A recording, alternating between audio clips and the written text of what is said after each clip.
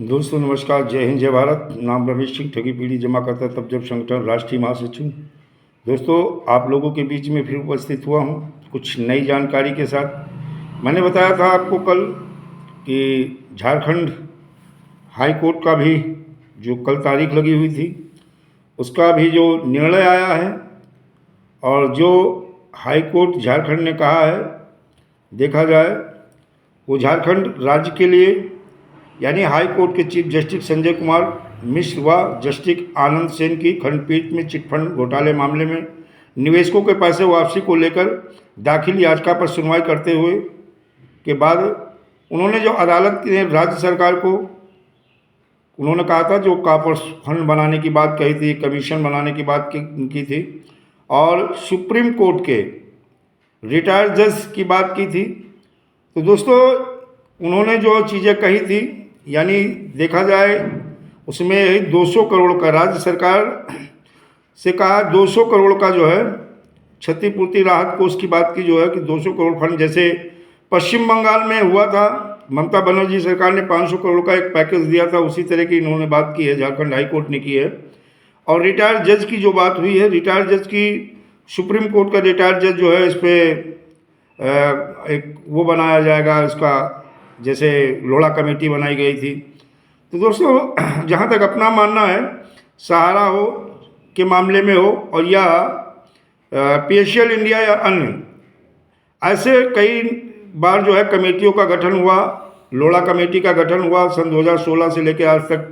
किन लोगों का कितना भुगतान हुआ है, ये बहुत ही स्लो प्रोसेस है, और इस तरह से मुझे जो लगता है कि इस तरह से लोगों का भुगतान अतिशीघ्र नहीं हो पाएगा। या तो जो भी कमेटी या जो कुछ बने, वह तो केंद्रीय कानून वर्ष 2019 या पीआईडी एक्ट जो लोकल कानून है राज्य का, जैसे झारखंड में 11 है, पीआईडी एक्ट 2011 है, या तो इस तरह से फास्ट ट्रैक का जो मतलब देखा जाए, जो निर्देशित न्यायालय हैं केंद्रीय कानून में, कि जो एडीजे प्रथम है, जिन्हें हाई कोर्ट द्वारा विशेष अधिकार भी दिया गया है फास्ट ट्रैक कोर्ट का, कि अतिशीघ्र सुनवाई करके 180 कार्य दिवस में 2 से 3 गुना भुगतान की बात, उस कानून में ऐसा प्रावधान है, ऐसा कहा गया, ये सच्चाई है। या तो उस हिसाब से ये कमेटी काम करे तब तो ठीक है, अन्यथा अगर पीएचईएल इंडिया जैसे और अन्य जो कमेटियां बनी थी या अन्य वो बनाए गए थे, उनकी तरह से अगर स्लो तरीके से काम किया तो भुगतान संभव नहीं हो पाएगा। और जहाँ पे ऐसे कमेटी नहीं बनाई गई हैं, देखा जाए छत्तीसगढ़ हमारे हिंदुस्तान का पहला ऐसा राज्य है जहाँ पे कुछ लोगों को 50% भी पैसा आया, कुछ लोगों को 25% भी आया है।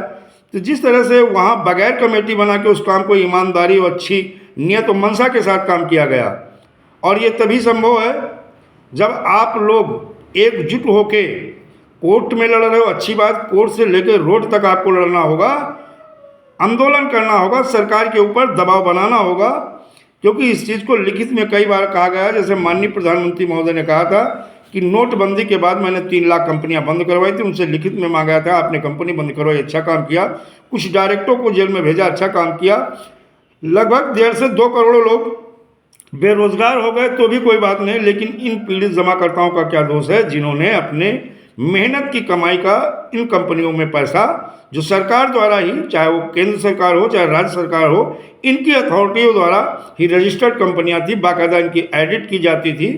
तो इन लोगों का क्या दोष है, इन पीड़ित जमाकर्ताओं का अतिशीघ्र केंद्रीय कानून वर्ष 2019 या पीआईडी एक्ट के तहत अतिशीघ्र जो है इन लोगों का भुगतान कराया जाए। जो भी कंपनी की चल अचल संपत्ति है उसे फ्रीज कर सेल आउट करके भुगतान कराया जाए। और ये राज्य सरकार हो या केंद्र सरकार हो, सबसे लिखित में इस चीज़ को मांगा गया था, जिसके लिए उन्होंने कानून भी बनाया वर्ष 2019, और राज्य के जो कानून बनाए गए हैं पीआईडी एक्ट, इसके तहत इन्होंने अतिशीघ्र भुगतान का आश्वासन दिया था, और इसीलिए इन कानूनों को बना करके इसकी अधिसूचना जारी करके इसकी अनुपालना सुनिश्चित कराने की बात कही थी।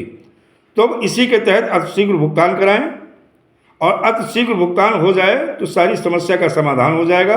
अगर अतिशीघ्र इन कानूनों के तहत अनुपालना सुनिश्चित का भुगतान नहीं करते हैं तो एक विस्फोटक स्थिति बन रही है।